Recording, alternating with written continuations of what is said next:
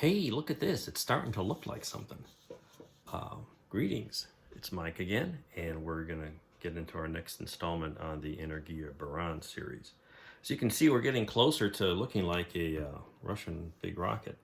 So what happened here, this is just kind of showing where we are. The easy thing is I got all the painting done on the boosters and got them glued to the core.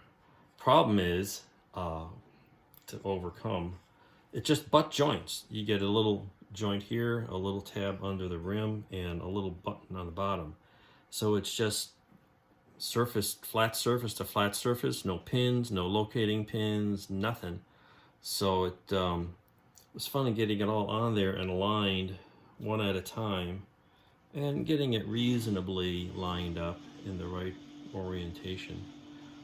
You can see here possibly I got some handwritten numbers on it with a little marker, and that's because each of the 4 booster rockets goes in a specific location, because you can notice they got this little feature on here but not on that one, and these little, I think they're little thrusters on there but not on this one. So they're all specific, and then of course I painted them specifically. Here on the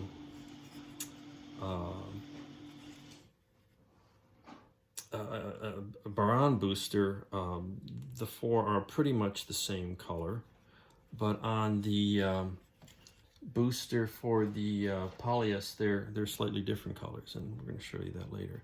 But anyway, meanwhile, last time we showed the orbiter getting unmasked, and you can see maybe it looks a little different here, and that's because I started looking at the decals, and the decals I'm using, the resin kit from Energiya has a nice set of decals that show the tile markings.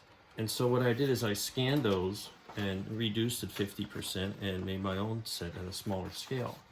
And I had an earlier version I started playing with, and I cut it out and started testing the fit, and I don't have that here, but you can see in this picture of it, I laid it up against the nose, and the way this part goes, you know, the orbiter has 2 parts. It's white on top, black on the bottom, plastic.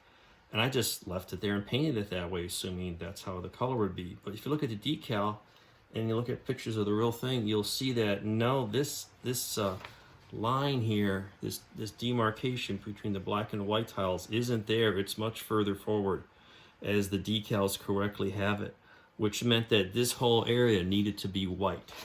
So that forced me to go back and clean that up, fare that in a little more, and here's the result. So I was able to putty that through, and I got the ivory paint to cover the black, and I'm very close to being ready to try those decals again. So, and also I remembered I had to paint the back, and actually let's do another little reveal here. The whole aft end of the Buran orbiter is black for the most part, and a little masking tape to help with the edges, and doesn't look too bad. So we'll put some little rocket nozzles on there next, and then we'll put rocket nozzles on the bottom of these things. I'm going to either paint over or get some lacquer thin and remove those numbers, which helped me remember which goes where. Put a little light gray on the bottom, and this will be very close to finishing up with a few little touch-ups here and there on some glue smears. The bases are finished and weathered, if I can remember where I put them. Yeah, here we go.